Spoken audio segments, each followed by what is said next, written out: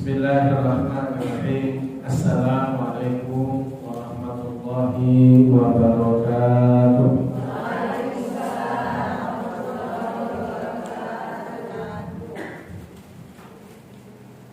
Innal hamdalillahi nahmaduhu wa nasta'inuhu wa nastaghfiruh wa na'udzu billahi min shururi anfusina wa sayyiati a'malina. Man yahdihillahu fala mudilla lahu wa man yudlilhu fala hadiya lahu.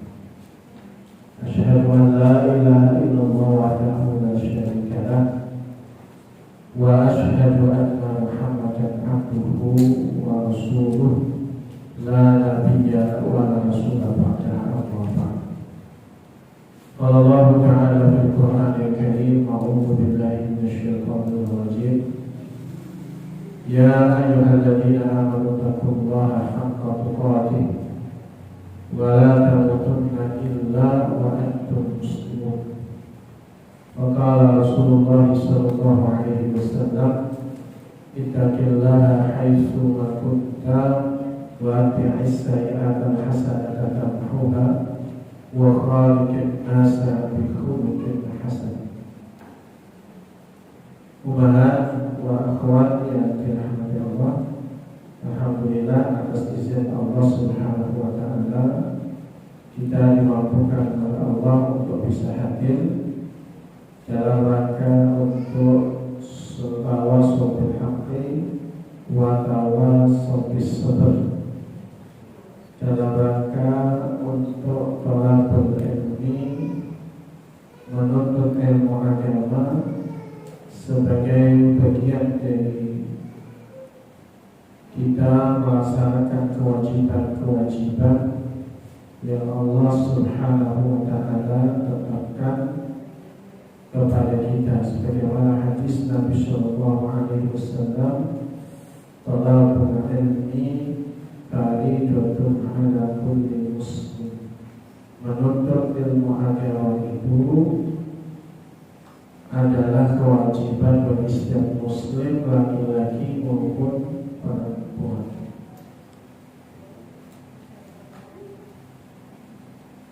Salawat beriring salam semoga selalu tercurahkan kepada baginda Nabi Muhammad sallallahu alaihi wasallam beserta keluarganya, para sahabatnya,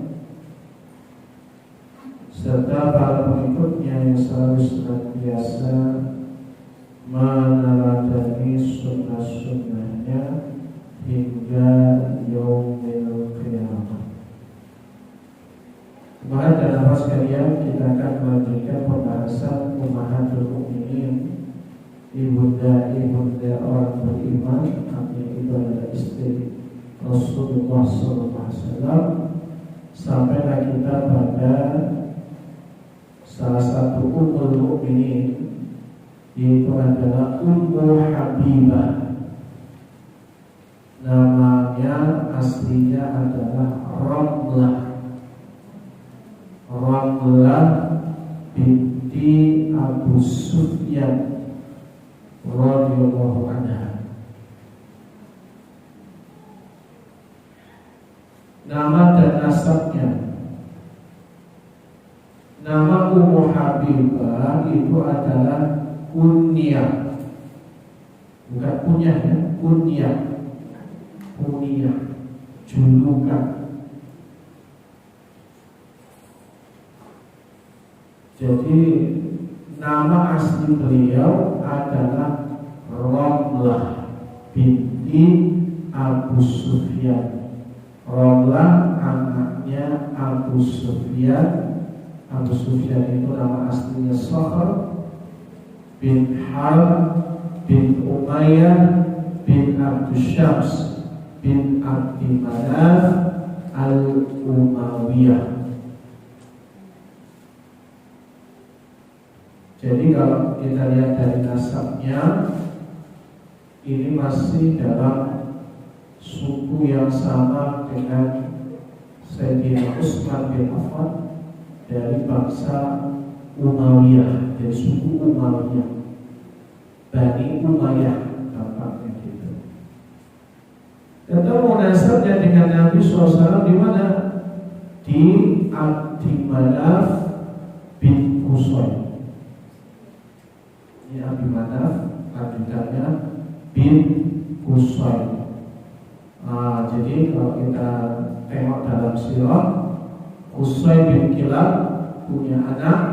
Yang pertama ada Abdudar, ada Abdumanaf. Abdumanaf punya beberapa putra. Salah satunya adalah Hashim.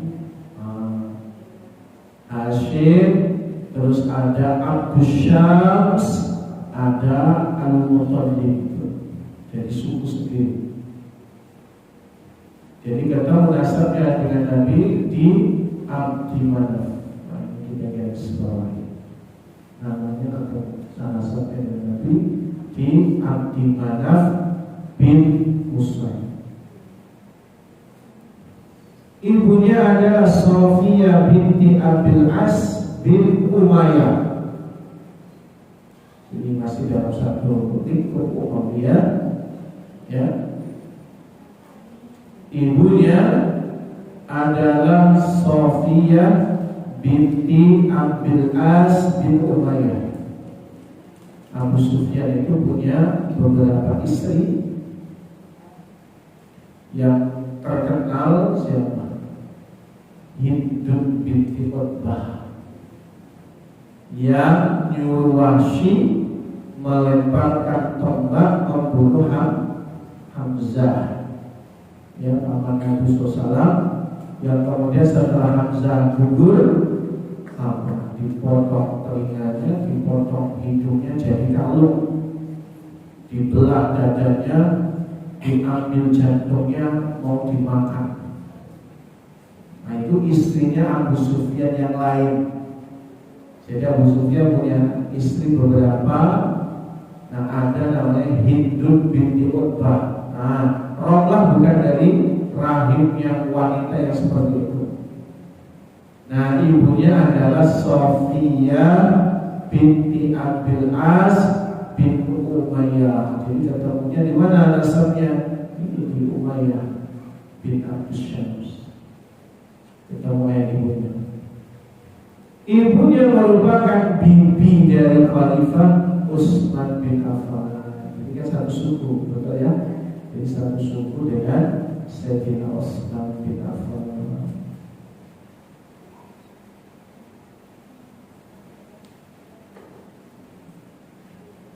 Kedudukannya yang mulia. Beliau adalah ummul mukminin, wanita termulia dunia dan akhirat. Gampangnya gini cara memahaminya. Setiap istri Rasulullah itu kan punya kelebihan dan kekurangan, tapi sudah dipastikan ketika mereka menjadi istri Rasulullah, mesti dia menjadi wanita paling mulia dunia dan akhirat. Akhiratnya sudah dipastikan di mana? Surganya bersama suaminya kan? Karena kalau pasangan suami istri meninggal dunia terus dibangkitkan oleh Allah, surganya ikut barengan, nggak sendiri-sendiri. Ibu ditinggalkan mana, suami ditinggalkan mana? Enggak, yang namanya suami istri, suami bisa ikut surga istrinya, atau kebalikannya, istri ngikut surga suaminya. Tergantung apa? Di antara suami istri itu siapa yang surganya paling tinggi. Jadi misalnya ibu sama bapak, mana yang paling banyak ibadahnya, paling bagus angkanya, ditimbang surganya paling tinggi. Misalnya ibu, bapak kurang tinggi, bapak ngikut dompet surganya ibu. Jangan bilang enak banget. Terus ibu nanti di surga ngapain? Gak ada suami? Yang pasti ada suaminya. Masya Allah ya. istri pemimpin para nabi. Beliau ini istrinya pemimpin para nabi. Dia juga putrinya pemimpin, karena ayahnya itu adalah pemimpin Quraisy. Sementara saudarinya Muawiyah itu juga pemimpin, plus beliau sahabiah, sahabat perempuan yang mulia. Jadi suaminya pemimpin, dia juga putrinya pemimpin, ayahnya itu pemimpin, saudara kandung yang laki-laki Muawiyah juga pemimpin, dan dia adalah sahabat wanita yang mulia. Jadi terkumpullah kemuliaan pada sosok Ummu Habibah. Beliau dinikahkan melalui Raja Najasyi, pemimpin Habasah.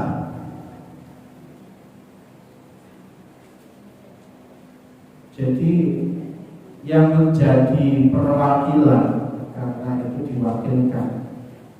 Jadi kalau kita bisa katakan nanti pernikahan Nabi dengan Romlah atau Ummu Habibah itu adalah pernikahan jarak jauh.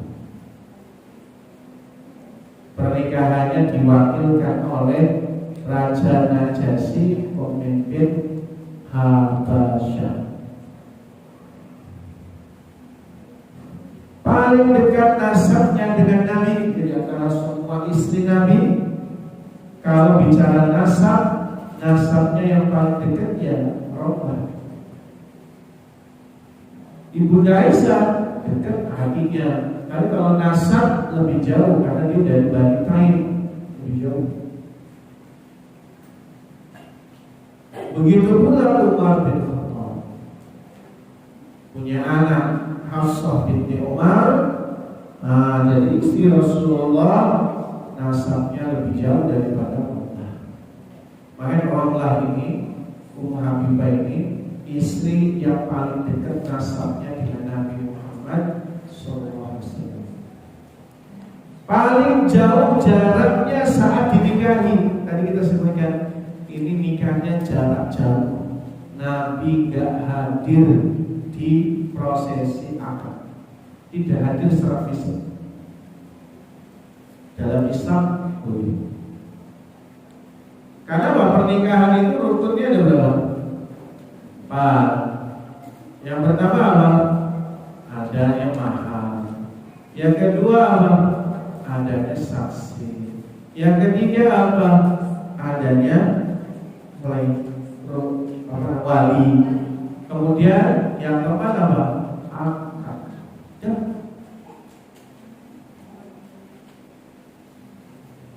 Akad rukun itu cuma apa? Nah, berkaitan dengan pasangannya itu harus hadir atau tidak harus mengambil jarak jauh. Makanya kalau ibu membantu nikahin putrinya tidak harus duduk di depan penghulu. Oh nanti nggak sah, mana nggak sah Nabi dinikahi Ummu Habibah, jaraknya dari Madinah ke Habasyah, perjalanan 1 bulan.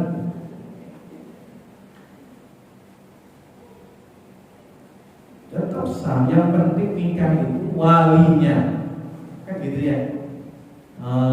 Yang penting walinya ada. Jadi paling jauh jaraknya saat dinikahi dan paling mahal mahalnya yang diberikan Nabi SAW. Nanti kita cerita tentang pernikahannya ya. Itu paling tidak menggambarkan di antara semua istri Nabi ngeluarin mahar paling besar itu kepada Ummu Habibah. Keislamannya, suami Ummu Habibah sebelum menikah adalah Ubaidullah bin Jas. Ada kalau sahabat Nabi Abdullah bin Jas Ini ada Ubaidullah bin Jahas, ini satu keluarga. Ummu Habibah dan suaminya adalah di antara orang-orang yang pertama kali masuk Islam. Ia beriman kepada Nabi SAW dan membenarkan ajaran beliau.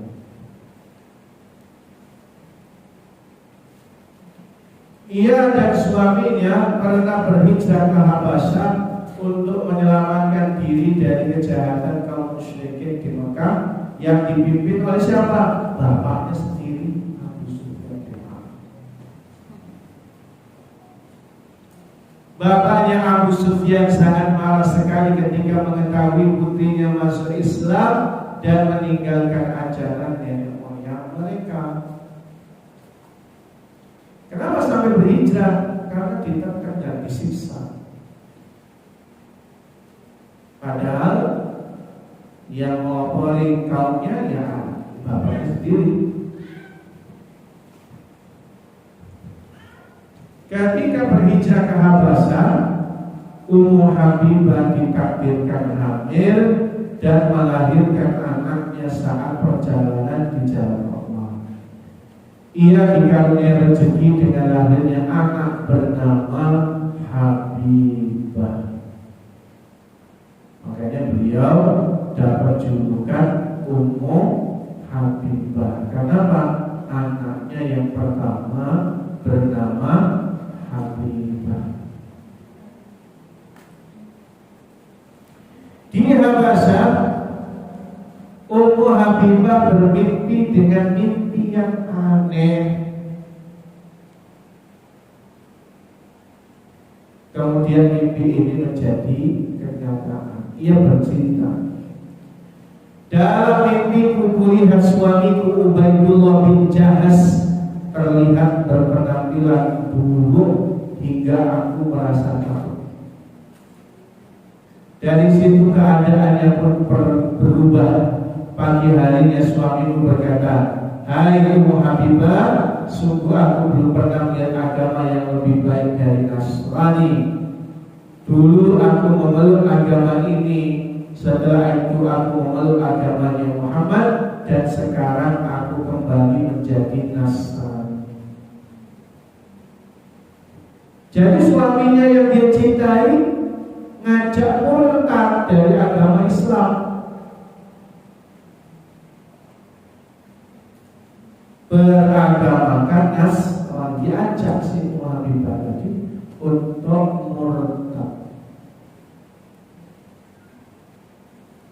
Kukatakan padanya, Ummu Habibah berkata kepada suaminya, pada suaminya dicintai banget itu.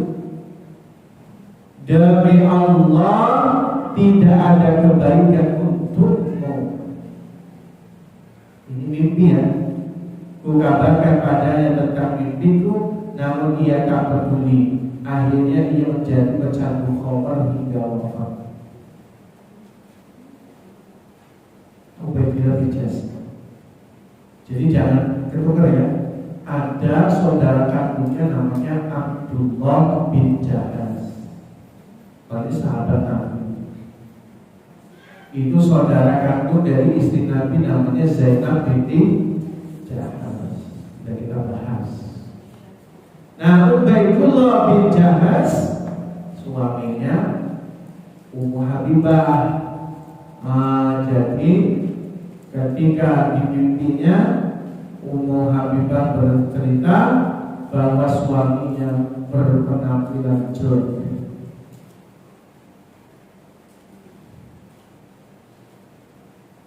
Pagi harinya terbukti suaminya ngajak murtad. Walaupun dia cinta sama suaminya, walaupun dia sayang sama suaminya, dia tidak mentaati suaminya karena suaminya ngajak kepada kekufuran. Oh, itu kadang persimpangan jalan pilihan kita mau yang apa? Ini kan ada yang mungkin pilihnya udahlah daripada sabar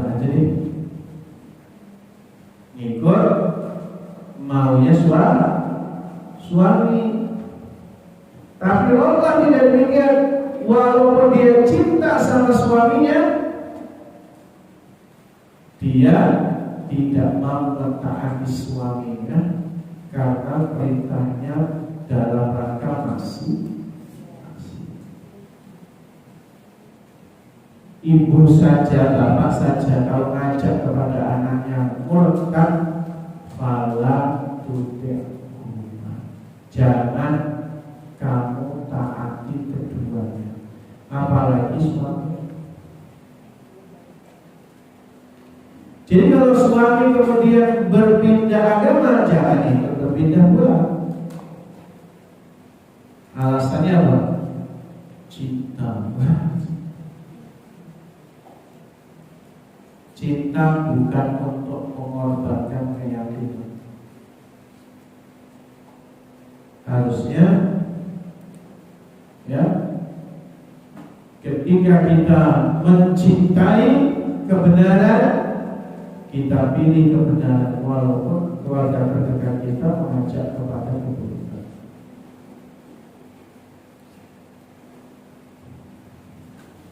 Dan akhirnya terbukti begitu murtad, Ubaidillah bin Jahaz jadi pecandu khamr hingga wafat.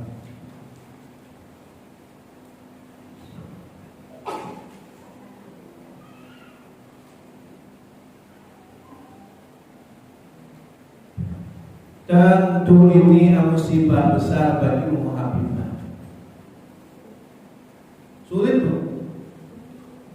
Dia bersama suaminya di perantauan, tidak punya sanak, tidak punya saudara. Di perantauan sama suaminya Ubaidillah bin Jahaz. Ubaidillah bin Jahaz murtad, gimana coba? Mikirnya masalah nafkah, masalah rumah, ini pusing.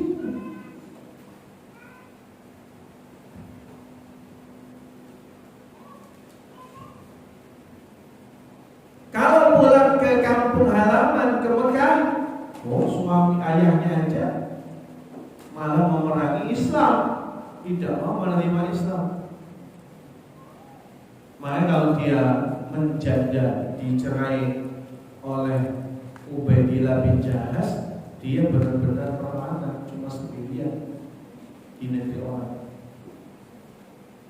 Kalau main hitung-hitungan mana yang menguntungkan dan tidak menguntungkan, sebagian manusia hari ini nyari keuntungan duniawinya. Ya udah deh, nggak apa-apa, saya masuk agama suami saya, bukan yang penting bulanan lancar, yang penting beli bawang mampu. Kalau saya sendirian, berat rasanya. Nah ini kan godaan ya, godaan. Itu godaan yang sulit. Tergantung bagaimana keimanan seseorang. Kabar gembira. Di kesempatan lainnya Ummu Habibah kembali bermimpi. Setelah suaminya murtad, dia sudah gak mau lagi, kan sudah murtad kan, sudah pisah secara otomatis. Maka Ummu Habibah bermimpi, tapi mimpinya kali ini indah. Ada seorang yang datang kepadanya dan berkata, wahai Ummul Mukminin, aku kaget dan kutakwil mimpi itu, bahwasanya Rasulullah akan mempersuntikku. Cerdas Muhammad. Karena memang kita sering bilang ya, tidaklah seorang wanita dibikin nabi atas dasar perintah Allah, melainkan para istri itu bermimpi. Nah, sebagian mimpinya baru kemarin, rembulan jatuh petang kuatnya.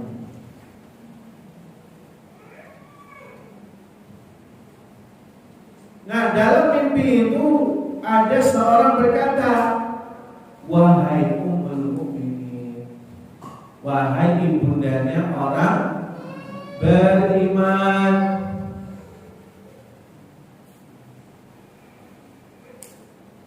Waktu itu belum familiar panggilan Ummahatul Mukminin atau Ummul Mukminin, itu belum familiar.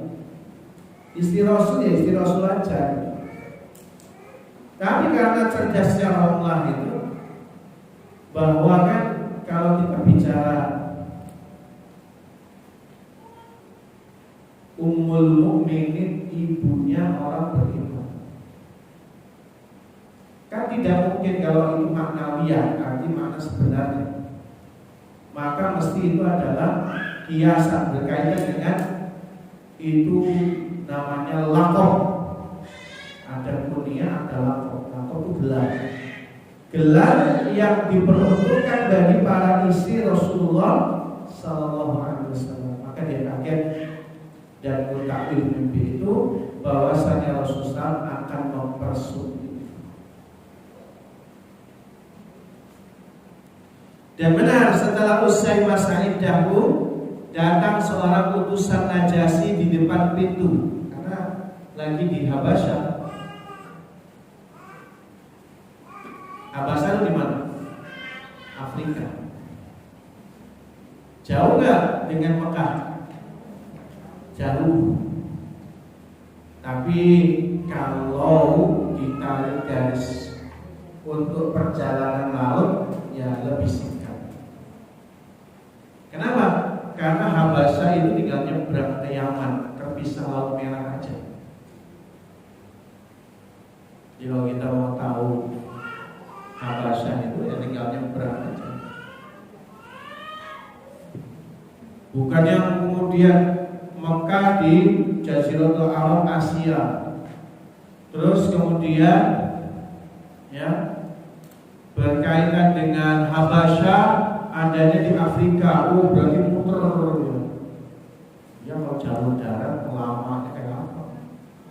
Ini jalur laut tinggalnya.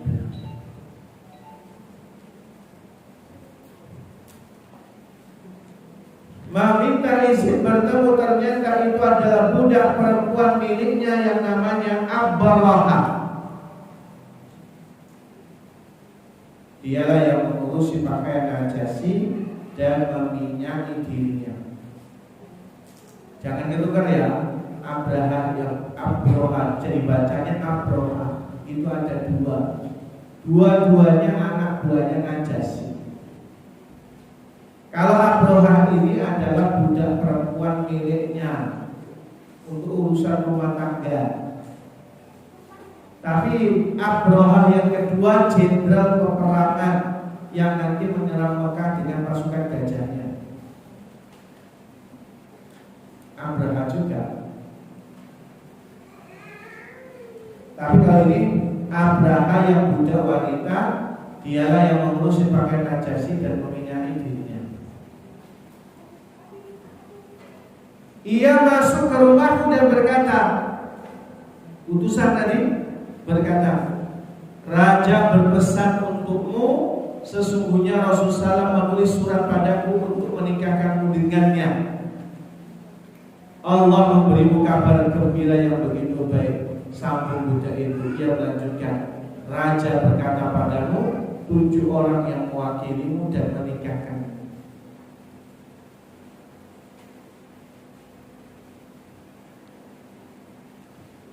Lalu Ummu Habibah mengirim Khalid bin Sa'id bin Al-As.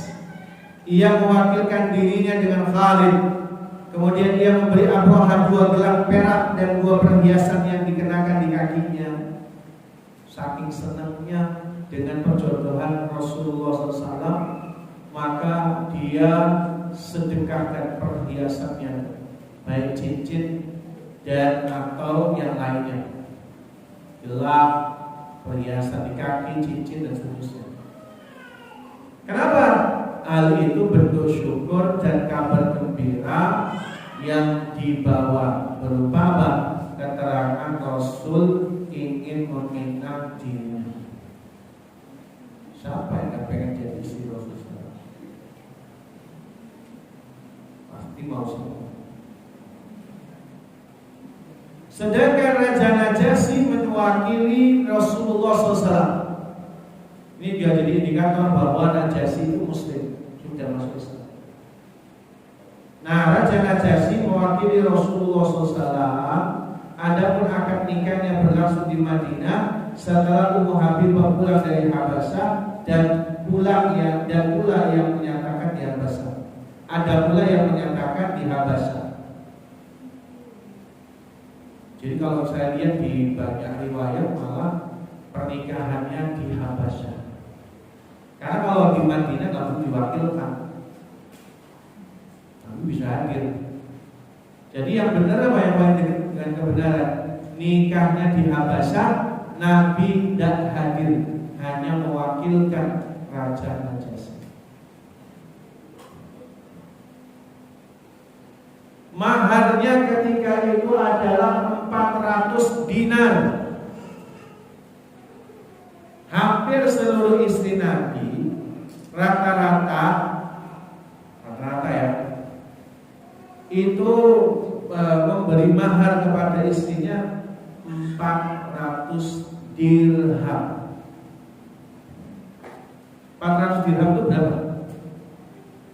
Per 20 dirham itu dapat 1 ekor kambing yang cukup umur disembelih.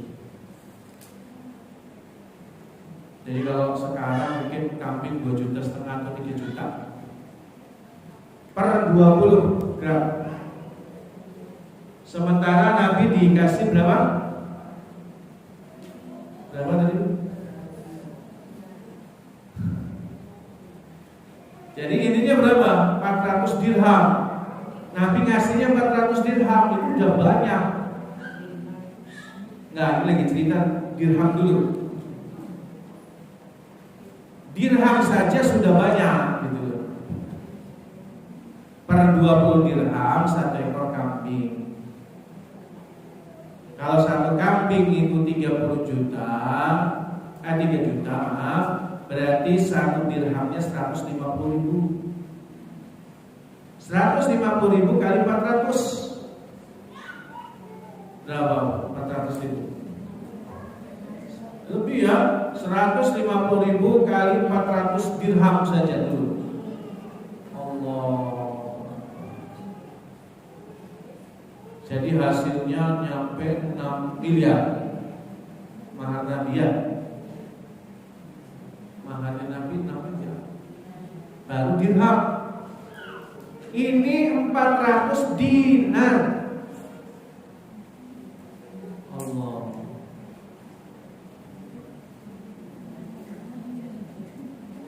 Kalau tadi dirham gak nyampe miliar, ratusan juta ya.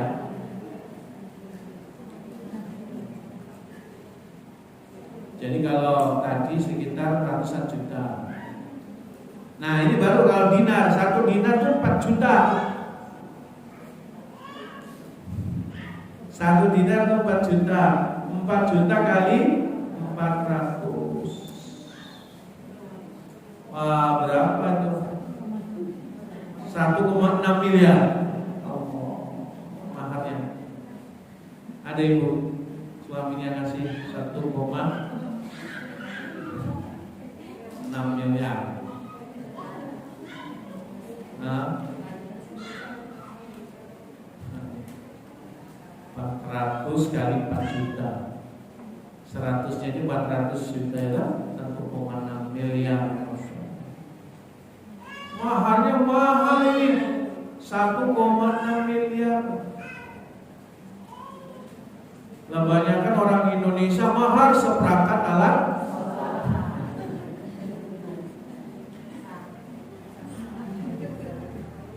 Itu kenapa? Kesimpulannya, wanita yang terbaik kata Nabi Aisyah maharihinna, maharnya yang paling gampang. Tapi suami yang terbaik, suami yang paling mahal maharnya. Yo ada ikhwan, ada orang sudah ngaji, uangnya banyak, tapi ngasih maharnya seperangkat alat sholat doang, nah belum cocok. Harusnya ngasih mahar 1,6 sunnah. Loh, kalau dia uangnya banyak, ya kan? Apa kata Nabi? Anfiqhu ala iyalik.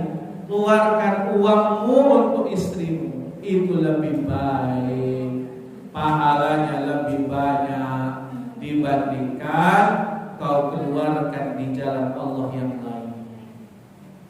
Makanya suami yang paling bagus itu maharnya paling mahal, keluar 1,6 miliar.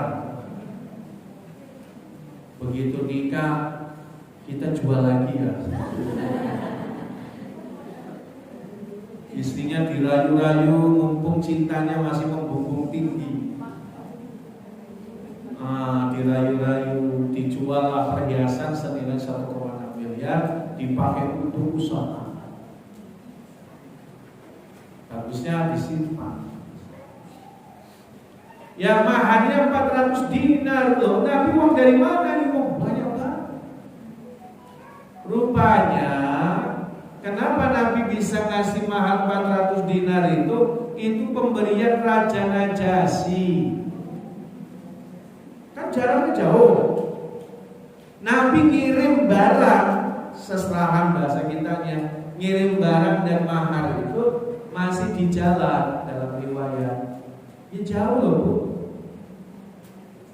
Maka Raja Najasyi berinisiatif, udahlah saya hadiahkan uang 400 dinar untuk Rasul, lalu Rasul pakai untuk mahar untuk menikahi Ummu Habibah.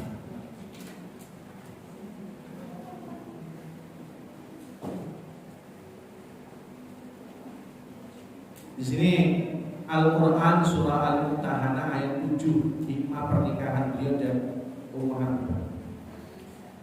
Asallahu an yaj'ala bainakum wa bainal ladina 'adaitum minhum mawaddatan wallahu qadirun wallahu ghafurur rahim.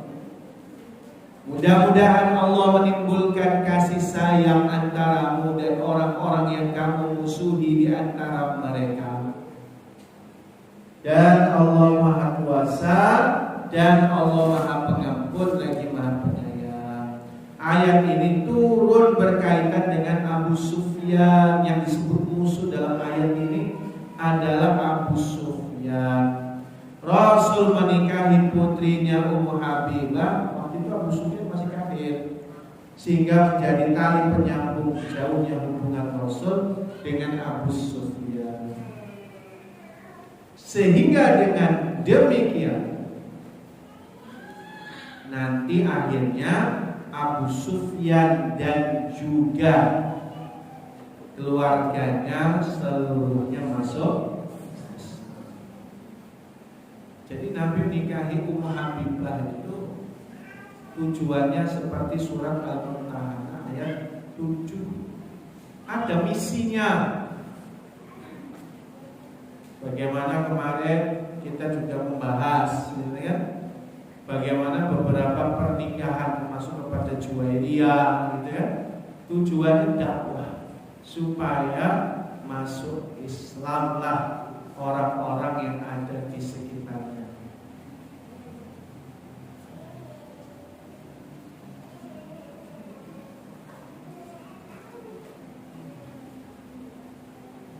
Cintanya kepada Nabi.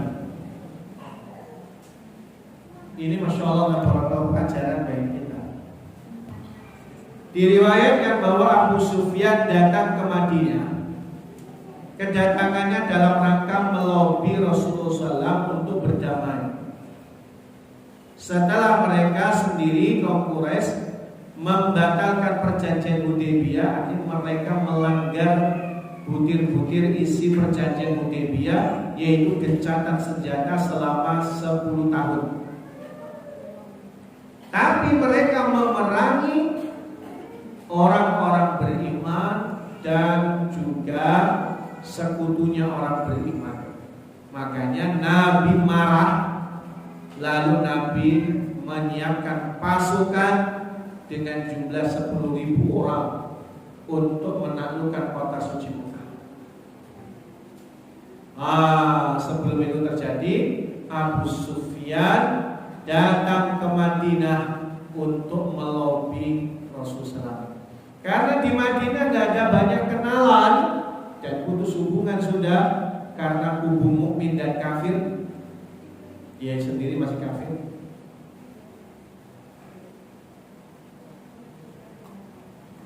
Maka kemudian dia datang kepada Rasulullah menolak permintaannya. Abu Sufyan datang ke sahabat yang lain, ditolak semuanya. Tinggal bagaimana Abu Sufyan melobi putrinya yang merupakan istri Rasulullah, yaitu Ummu Habibah radhiyallahu anha. Ini kalau orang dalam, karena istrinya Nabi kan. Abu Sufyan membujuk atau minta pada anaknya membujuk Rasulullah. Itu rencananya. Saat Abu Sufyan hendak duduk di kasur Rasulullah SAW, maksudnya tempat duduk Rasulullah, bukan kasur untuk tidur, kasur untuk tempat duduk. Kalau kita sofa, orang Arab itu kan di bawah lesehan. Ummu Habibah bersegera melipat tempat duduk tersebut. Abu Sufyan berkata, "Hai putriku, aku nggak ngerti. Apakah kasur ini tidak layak bagiku? Karena kau ingin yang lebih baik, ataukah aku yang tak pantas duduk di kasur itu sehingga kasur itu diambil?" Ummu Habibah mengatakan, "Ini adalah kasurnya Rasulullah SAW. Sementara Anda ada seorang musyrik yang najis. Aku tidak suka ayah duduk di kasurnya Rasulullah SAW." Cinta sama Rasul tinggi banget. Untuk perkara tempat duduk saja dia nggak rela, karena itu tempat duduk suami. Secara psikologi memang begitu, Bu. Jadi istri yang salehah itu harus memahami barang-barang suaminya dan dijaga semua barang-barang suaminya. Kenapa? Karena itu adalah wilayah kekuasaan suami. Suaminya senang kalau barang-barangnya dijaga sama istri. Tempat duduk suaminya jangan sembarangan. Orang duduk itu adab. Makanya kalau kita bicara adab di dalam bertamu, tempat duduknya tamu itu adalah menghadap kemana? Tamu itu harusnya menghadap kemana? Keluar rumah, jangan ke dalam rumah. Adabnya kalau ruang tamu yang bagus itu tidak menghadap dalaman rumah, minimal nyamping. Jadi kalau kita bikin sofa atau nyusun sofa di ruang tamu, tamunya jangan dipersilakan di tempat duduk suaminya, jangan pula menghadap ke dalam rumah. Kenapa? Alim. Kalau menghadap ke rumah, tamunya berpotensi melihat aib, melihat isi dalam rumah. Karena tamu itu belum tentu menjaga pandangan, ada yang melotot juga.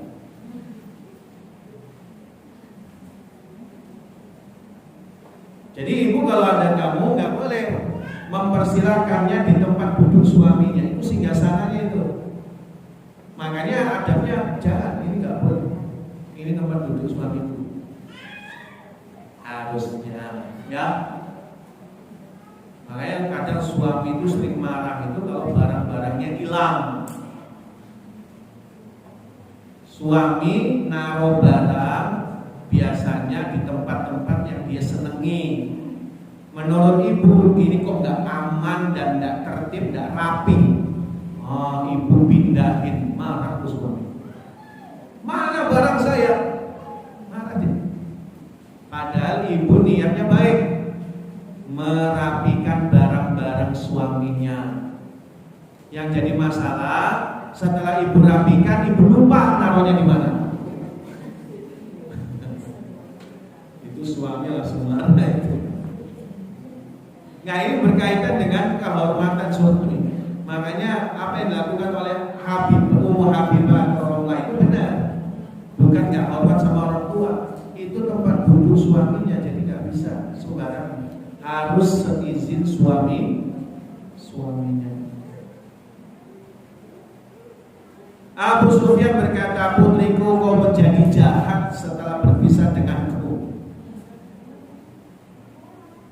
Dia menjawab, tidak, bahkan Allah menunjukiku kepada Islam, dan Anda wahai ayah adalah tokoh pembesar Quraisy. Bagaimana bisa engkau luput dari memeluk Islam? Sebagai orang besar, Anda malah menyembah batu yang tidak mendengar lagi melihat. Betul ya? Tapi ini kan perkataan yang disampaikan lembut, bukan kasar. Abu Sufyan mengatakan, Abu Sufyan pun pergi meninggalkan putrinya. Ini kisah yang luar biasa. Bukan tidak berbagi sama orang tua, tapi memang ada tempatnya. Tetap diterima kan tadi. Abu Sufyan ayahnya musuhnya Nabi kan itu diterima hubungannya dengan anak dan bapak. Tapi kalau bicara duduk di tempat suaminya jangan. Itu kehormatan suami. Dan Ramlah diminta bantuan untuk lobby supaya Rasul begini. Ramlah tidak mau, karena itu adalah wewenang dan otoritas Rasul. Tidak ada kaitannya hubungan suami istri. Pelajarannya apa? Ini banyak ibu-ibu itu jadi goal setternya suami. Karena suami itu kadang bingung karena takut dimarah sama istri. Jadi berkeputusan nunggu pendapat istrinya. Ya, banyak suami itu ketakutan untuk berkeputusan gara-gara takut dimarah. Sehingga kalau mau apa-apa, nanti ya saya tanya istri saya dulu ya.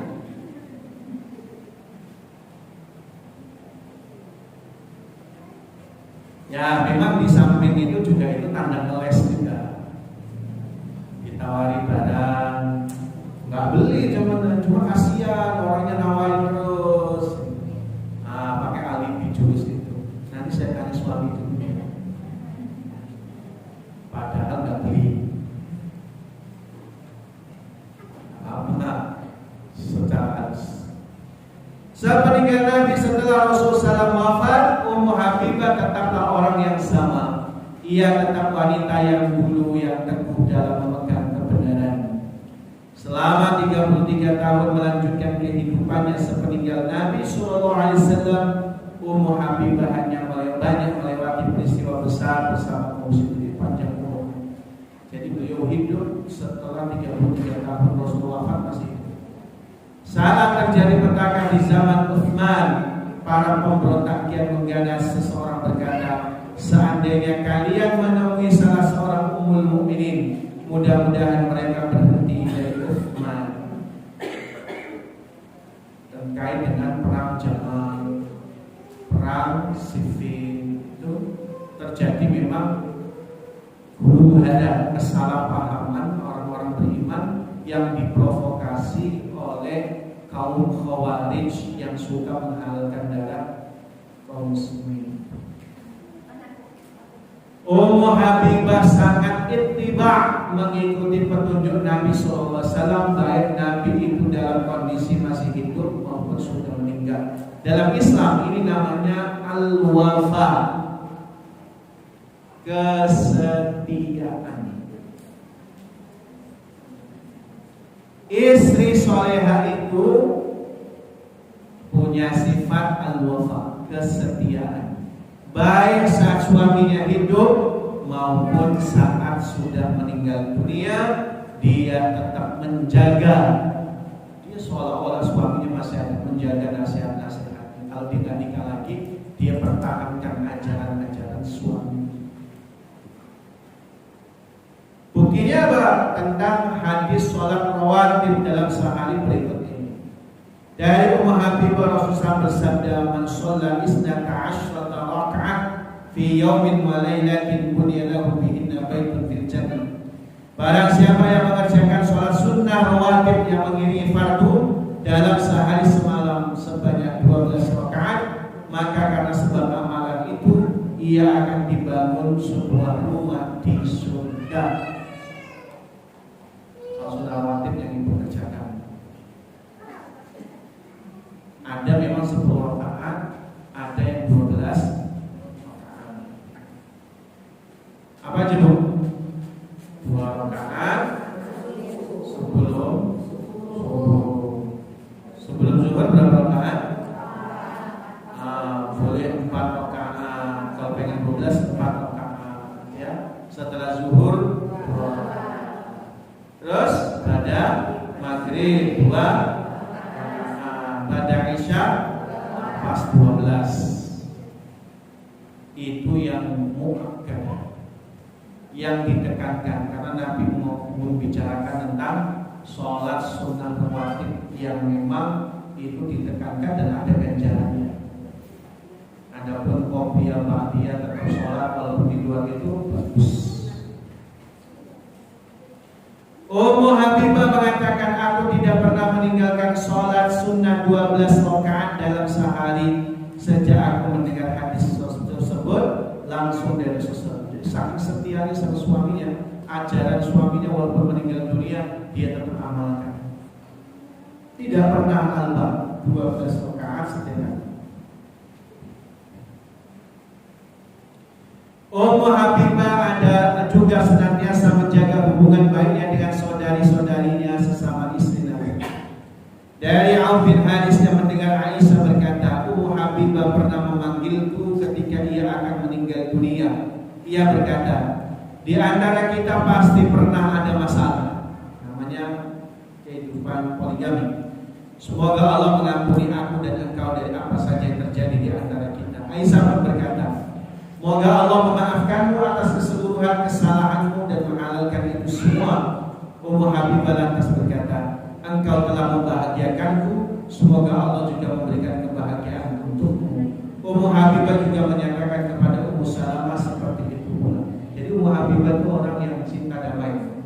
Sebenarnya jarang berkonflik Ummu Habibah itu.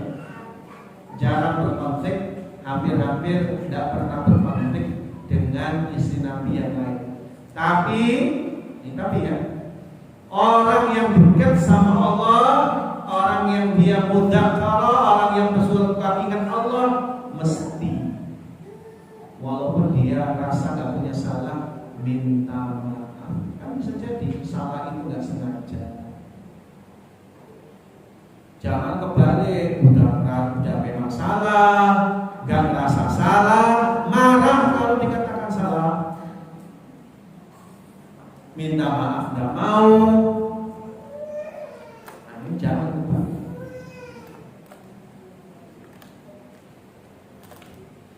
Ketika datang berita kematian ayahnya, ia meminta wangi-wangian. Setelah didatangkan, ia pun mengusapkannya pada kedua hastanya seraya berkata, sebenarnya aku tidak membutuhkan wangian-wangian ini seandainya aku tidak mendengar Nabi SAW bersabda, tidak halal bagi seorang wanita yang beriman kepada Allah dan hari akhir berkabung pada seorang mayit lebih dari 3 hari kecuali pada suaminya, yaitu selama 4 bulan 10 hari masa itu.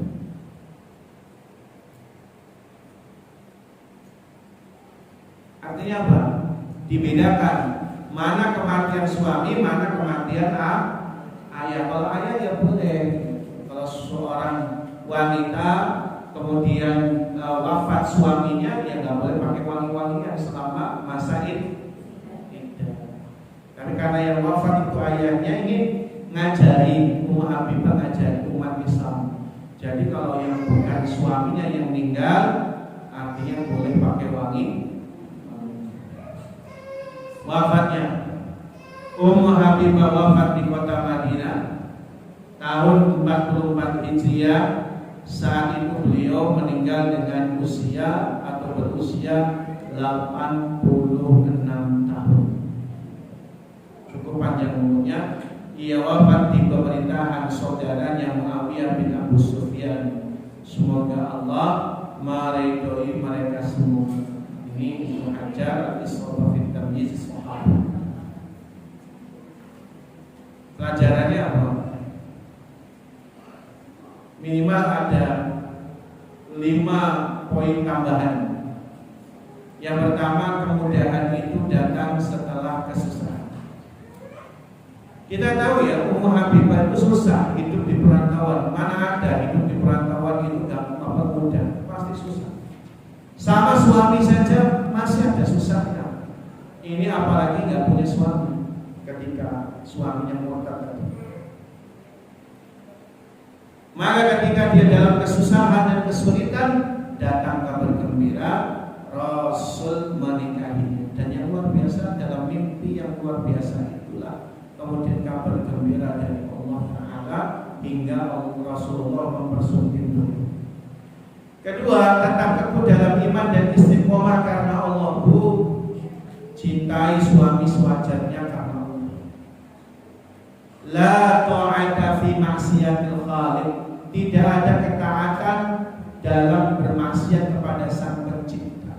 Walaupun yang mengajak maksiat itu suami. Jangan berubah suami, berubah buruk ikut buruk ya. Makanya berimanlah karena Allah, istiqomahlah karena Allah, bukan karena suami. Kalau hanya karena suami, suaminya hilang keimanannya, hilang keistiqomahannya. 3, Rasulullah pemimpin yang sangat perhatian. Rasulullah itu memang pemimpin yang sangat perhatian. Keadaan Ummu Habibah itu Nabi tahu, dan Nabi berempati di sana. Selagi memang juga Nabi SAW menjadikan itu strategi untuk melunakkan hatinya Abu Sufyan. Tapi di satu sisi Nabi sangat perhatian kepada saudaranya yang jauh. Ummu Habibah waktu itu belum jadi istrinya, tapi Nabi perhatian.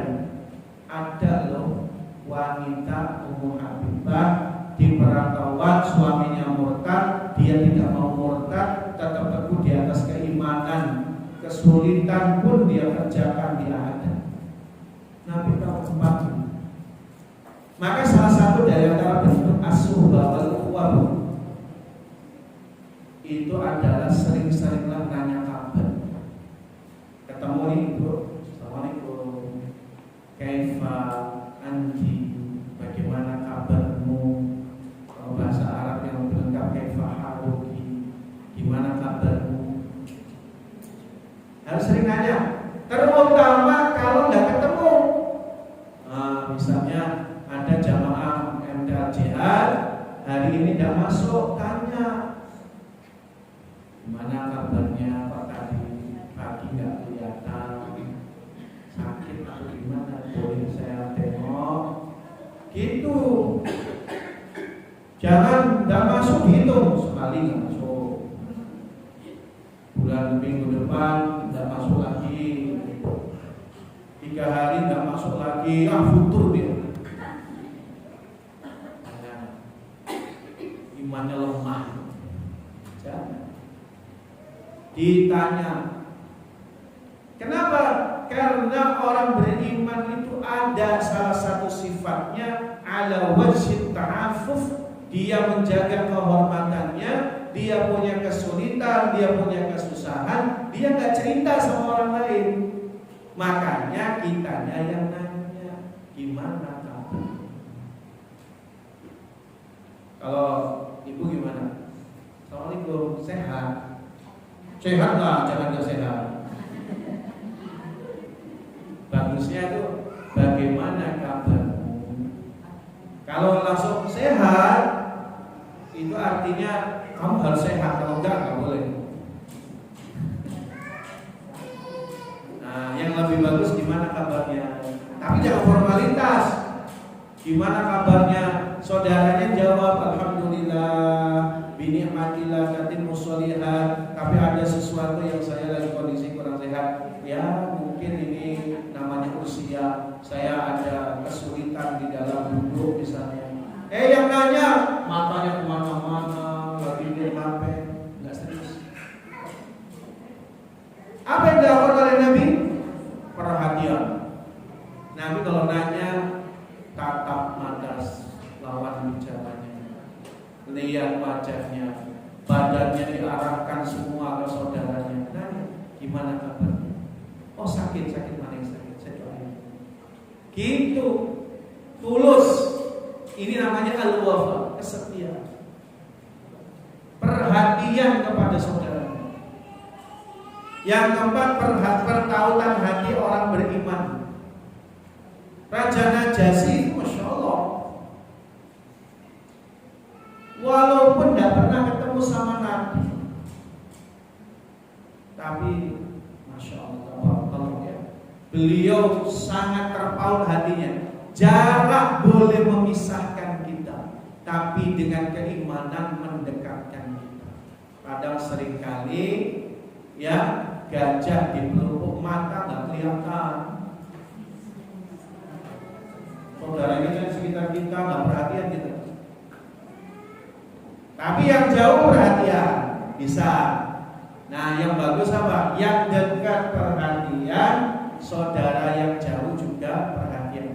Kita walaupun jauh masih terpaut. Ibu dimanapun, pindah tugas suaminya, ibu suaminya kemanapun. Jangan kemudian bye-bye ente al-jihad, saya nggak kenal kalian. Jangan. Pertama kan orang beriman di mana? 5 ketaatan Raja Najasyi. Raja Najasyi itu walaupun raja dia paham. Raja itu levelnya di bawah Nabi. Makanya Raja Najasyi taat sekali dengan perintah Nabi. Demikian sepenggal hikmah kisah dari Ummu Habibah, tambahan dari apa yang kita bahas dan cerita. Mudah-mudahan bermanfaat. Ada yang mau didiskusikan?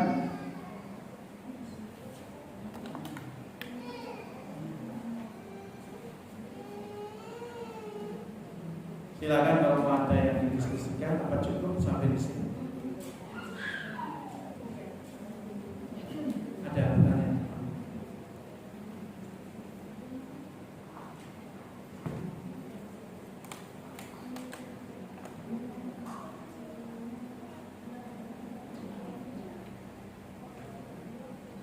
Assalamualaikum Ustaz. Tadi Ustaz bilang kalau suami istri ikut siapa yang ke surga, itu yang kita ikuti. Istri Fir'aun kan wanita yang mulia dan dijamin masuk surga. Apakah Fir'aun juga bakal masuk surga Ustaz karena itu istri? Pertanyaan yang sangat bagus. Di dalam surah An-Nazi'at sendiri sudah dikatakan, ketika Allah berfirman, idhab ila fir'auna innahu tagha. Hai Musa, pergilah ke Fir'aun, dakwahi dia, sesungguhnya dia tagha, melampaui batas. Artinya melakukan banyak kesesatan. Baqul hal laka ila an tazakka. Katakan kepadanya, adakah keinginan bagimu untuk bertaubat, membersihkan dirimu dari kesesatan? Wa ahdiyaka ila rabbika fatahsya, dan aku akan menunjukimu ke jalan Rabb, yang ke jalan untuk takut kepada Rabb. Apa jawabannya? Fakadzdzaba wa asha. Ya kan? Fir'aun malah mendustai dan juga bermaksiat, bahkan mengumpulkan seluruh pembesar-pembesarnya. Dia kemudian naik di atas tempat yang tinggi. Dia katakan, ana rabbukumul a'la, saya adalah Tuhanmu yang maha tinggi. Dari situ Allah sudah ancam dia akan diazab dunia dan akhirat. Artinya Fir'aun itu sebejat-bejatnya manusia, sedurhaka-durhakanya manusia, maka letaknya dia fil jahannam. ngaku Tuhan, bukan hanya kafir biasa, ngaku Tuhan. Sementara istrinya Asia binti Muzahim itu adalah wanita orang beriman, wanita beriman. Bahkan dia akhirnya dihukum sama Fir'aun dengan disalib, ya kan? Jadi surga, jadi nanti kumpul nggak nanti di akhirat? Tidak. Ketika Allah berfirman wa idzan nufusu suwijat, surat apa itu? At-Takwir. Tafsirnya apa? Dan ingatlah ketika jiwa-jiwa dikumpulkan, al-kafiruna yujma'una ma'asyayatin. Orang-orang kafir nanti dikumpulkannya bersama para setan. Di mana? Di nari jahannam, di neraka jahannam. Tapi bagi mukmin, kalau laki-lakinya mukmin, istrinya mukmin, suaminya mukmin, maka dikumpulkannya di surga. Surganya ngikut mana yang paling tinggi dari pasangan tersebut. Jadi nggak berlaku bagi Fir'aun.